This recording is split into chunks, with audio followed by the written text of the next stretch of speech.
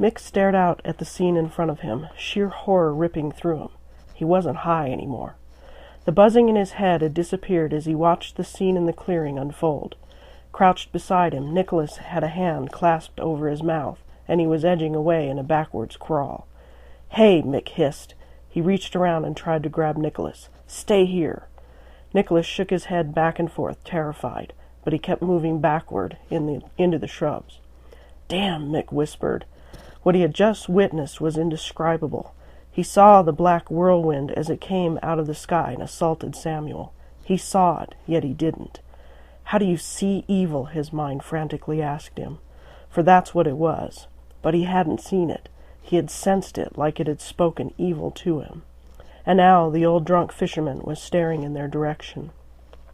Mick locked eyes with Ed, and the boy felt his blood slow to a crawl. The hair on his arms rose straight up. He drew in a gasp of air. He was now stone-cold sober. He backed up. "Let's go," he said in a low voice. "Now." But it was too late. Ed crossed the clearing with an urgency born out of discovery. He came at them, the menace in his gaze paralyzing the boy. Mick tried to get his legs to move, but fear held them rooted to the ground. He had a fleeting thought that Nicholas had disappeared into the bushes, and he wished he were so lucky. But before he could think further, Ed's right hand had him by the throat. Ed cried out a hideous, perverted sound and dragged Mick back into the clearing.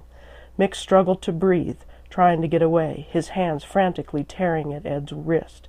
He didn't think he could feel any more frightened. He was wrong. Ed stopped in the clearing and held the boy in front of him.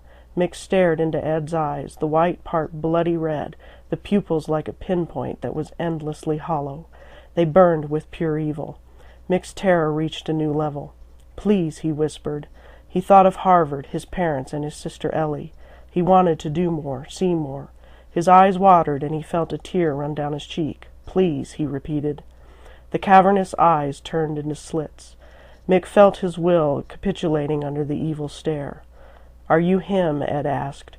"Who?" Mick asked, terrified. "The one with fire." "Yes." And with that, Mick wasn't Mick anymore. As the words left his mouth, he fulfilled a role, his destiny set long ago. Ed put him down. "Come," Ed said.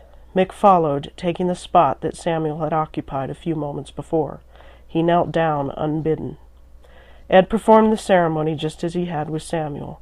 The powerful forces of darkness descended on them, and a spirit entered Mick's body. And just like Samuel, Mick screamed in agony, his young body jerked up and back by the force entering him.